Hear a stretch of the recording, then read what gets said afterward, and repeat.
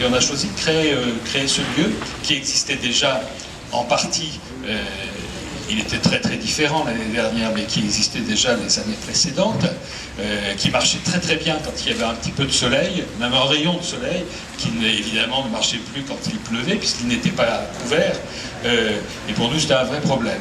Donc on a réfléchi, on s'est dit qu'il faudrait qu'on ait un lieu démontable, couvert, qui revienne chaque été, qui revienne chaque année, pour avoir ce lieu convivial. J'espère qu'il le sera et je pense que oui. Je suis Philippe Bretel, graphiste. J'ai été donc convié par le voyage à Nantes pour réaliser, pour travailler sur le graphisme de cette cantine. Moi je suis venu sur le site, on est allé visiter ces structures, ces modules de serre. Donc j'en avais une perception, mais c'était pas tout à fait évident. Après, tout a été dessiné, il y avait des plans. Aujourd'hui, on a des petits logiciels de 3D qui permettent de se faire une idée, mais ça n'a rien à voir avec on a fait des tests avec la réalité. Donc là maintenant, oui, là je découvre vraiment et ouais, je suis assez agréablement surpris, ça fonctionne plutôt bien. Je suis parti de trames en fait parce que j'avais envie de dessiner une police de caractère spécifique au lieu. Donc je suis parti très simplement de 4 trames pour créer 4 polices de caractère. Donc une trame assez serrée, une plus ouverte, et j'ai dessiné mon alphabet sur ces trames. Donc voilà ce qui a donné une identité comme ça un peu carré, parfois très mécanique. Parfois il y a une de ces polices, elles ont tout un nom d'ailleurs. Elles font référence au comestible. Il y en a une qui s'appelle le Cantina, qui est celle qui est servie pour les enseignes de la Grande Nef. Il y en a une qui s'appelle Larissa, c'est une typo qui a été moins utilisée parce qu'elle est moins lisible mais qui est un peu piquante comme ça, qui a un peu petit côté cactus. Puis il y en a une autre qui s'appelait le Maïzena, qui emprunte un peu à la police de la farine de maïs.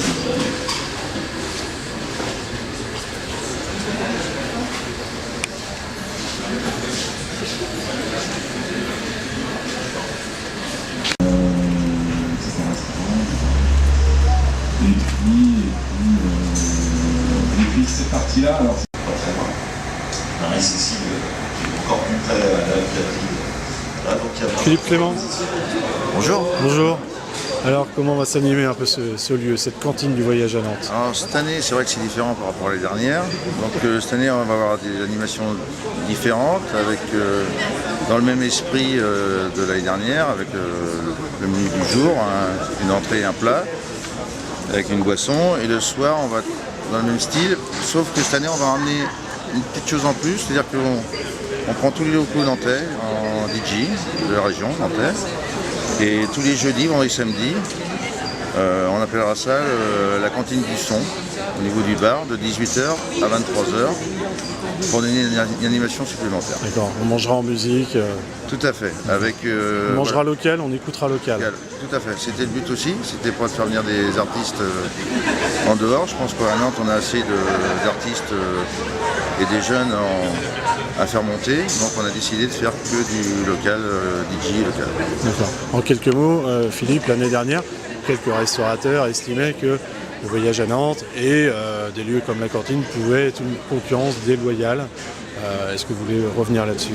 Oui, alors on peut tout dire. C'est vrai que moi j'ai un restaurant aussi sur le site, donc je pourrais me dire que je me fais concurrence aussi moi-même.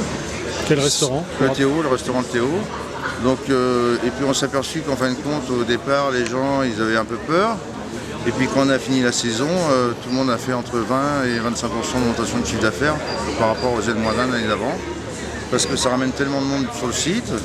Et vu qu'on n'a qu'une seule formule, donc la formule ne plaît pas non plus à tout le monde, qui permet aussi de driver des gens sur le site. Et j'ai aussi discuté avec des restaurateurs du centre. Alors c'est vrai que ceux qui étaient sur le parcours, parce que ça me paraissait, les gens vont suivre le parcours, mais si demain on prend les gens qui étaient au bouffet, au commerce, tout le monde était en progression et tout le monde souhaiterait que cette année ça redémarre. Voilà. Donc c'est vrai que ça peut être une polémique. Maintenant, c'est une entreprise privée qui gère. Justement, la cantine cette année va générer combien d'emplois?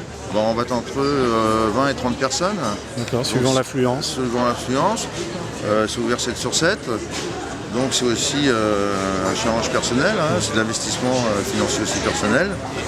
Donc c'est pas non plus, il y a un risque aussi. D'accord. Et avec une ambition de combien de couverts par jour? Alors voilà, nous on s'était fixé l'année dernière, on en avait fait 450 par jour, mais c'est vrai qu'on n'était pas non plus à l'abri, on n'avait pas le même site on va dire. Ouais. Là cette année on part pour faire 600 et je pense que si on va dire tous la maillot prend bien et que ça peut être le rendez-vous des Nantais aussi, le but c'est de faire 1000.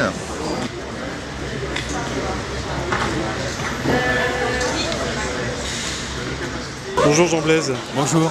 Directeur de la structure Voyage à Nantes. On est à moins d'une vingtaine de jours du lancement officiel de cette nouvelle édition. Mais aujourd'hui, on a déjà l'ouverture programmée au 1er juin, samedi donc, de cette cantine du Voyage à Nantes. Reprécisez-nous un peu l'ambition de ce lieu.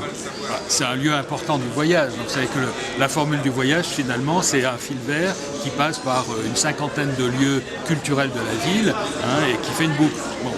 Et sur cette ligne, on a, au bout de l'île de Nantes, le lieu convivial du voyage. Tous les événements, tous les festivals doivent avoir ce lieu de ralliement, ce lieu où tout le monde se retrouve, après avoir fait un parcours, rencontré les artistes, etc.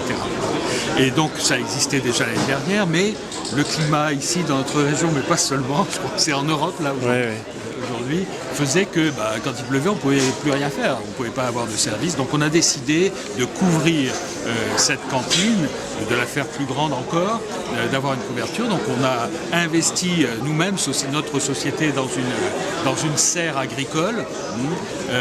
Et voilà, et on a un lieu qui peut accueillir 300 personnes en même temps, qui va être ouvert tous les jours.